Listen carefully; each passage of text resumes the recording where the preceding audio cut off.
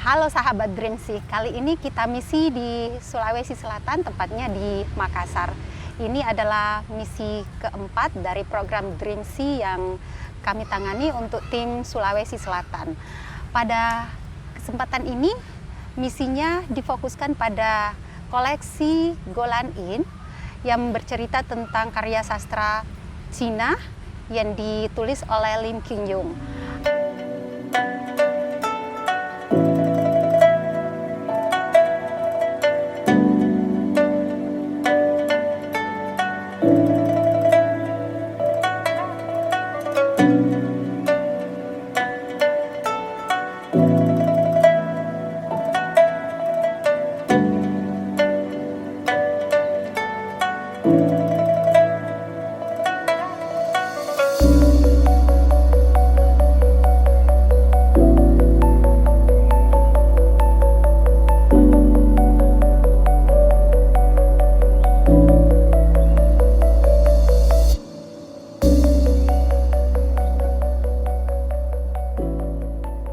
Memang kan kepercayaan orang Cina itu yang dulu-dulu kolot, yang dulu-dulu punya hanya dua sebenarnya. Sekarang baru muncul banyak Buddha baru.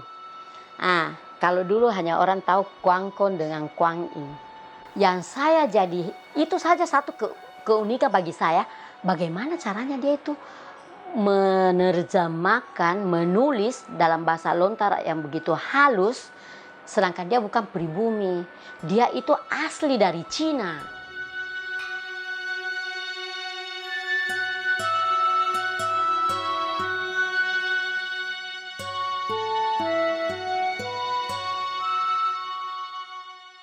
Awal mula naskah ini ditemukan itu pada tahun 2007 ketika saya menyusuri naskah-naskah yang ada di Makassar dan menginventarisasi, dan saya ketemu dengan seorang yang konsen dengan komunitas-komunitas pecina, orang-orang Cina yang ada di Makassar, namanya Pak Saiful Barun. Setelah itu dari cerita kami menemukan bahwa ada beberapa naskah yang menarik, dan itu pun saya temukan di dalam katalog naskah Sulawesi Selatan yang telah di mikrofilm oleh tim Pak Muhlis Paine. Namun yang di mikrofilmkan itu hanya 7 bundel manuskrip yang di mikrofilm.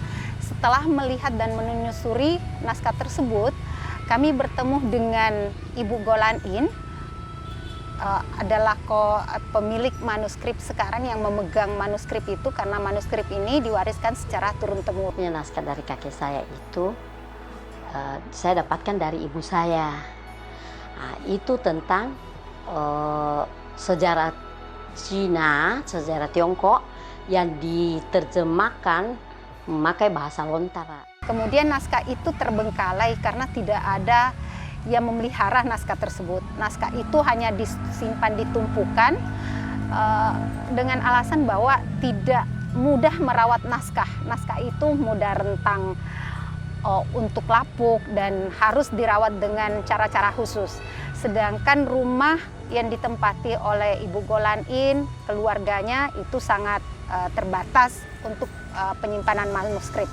Karena manuskrip yang dikoleksi oleh Golan In itu sekitar 1.200 manuskrip, 1.100 bundelan. Jadi pada kesempatan ini, misi kali ini pada bulan September, hanya fokus mendigitalisasi naskah Golan In sebanyak 500 bundel. Dan 500 bundel ini jika kita totalkan dengan jumlah halaman sekitar 42.000 halaman yang akan didigitalkan nantinya.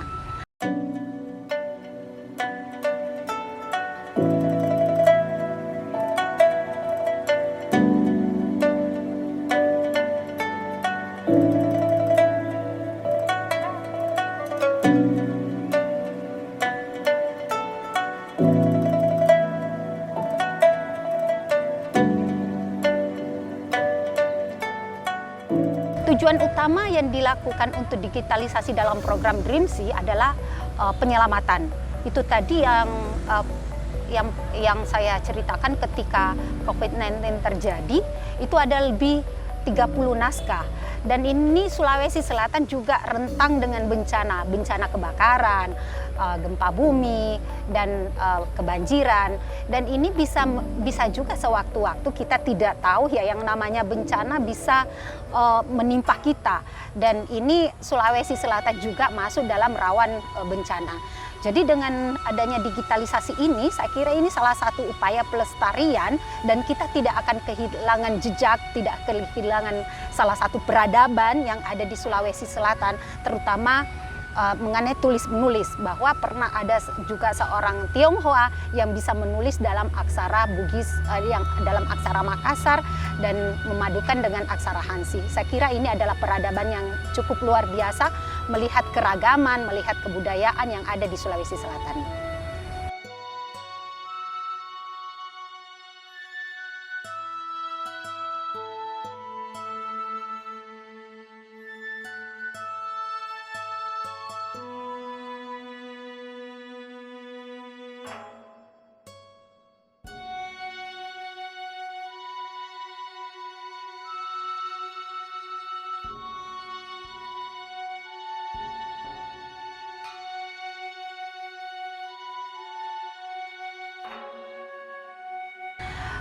Ini yang menjadi menarik, kenapa kita fokus ke naskah-naskah yang di koleksi Golan-in, karena kami membaca kesusastraan Melayu Tionghoa yang ditulis sebanyak 10 jilid, itu tidak satu pun memasukkan nama Lim Ki-yung, padahal karyanya yang sangat luar biasa, yang bisa menularkan tentang kesusastraan orang-orang Cina, kebudayaan orang Cina, memperkenalkan dewa-dewi orang Cina yang tertera dalam naskah itu kepada peranakan yang ada di Makassar. Terutama peranakan itu karena ini dulu disewa oleh beberapa orang seperti persewaan komik. Harapan kami naskah ini boleh menjadi berguna dan jadi berkat bagi banyak orang. Ya, dengan adanya naskah ini mudah-mudahan kita juga dari naskah ini kita bisa tahu cerita-cerita legenda dari Cina itu apa. Kita sendiri tidak pernah tahu bagaimana cerita legenda dari Cina, tapi dengan adanya naskah ini akhirnya kita tahu, oh ternyata dari Cina itu begitu banyak sejarah-sejarah yang kita tidak tahu. Jadi bisa tahu, walaupun maksudnya dalam bahasa Makassar, tapi kan bisa diterjemahkan dengan teman-teman yang tahu.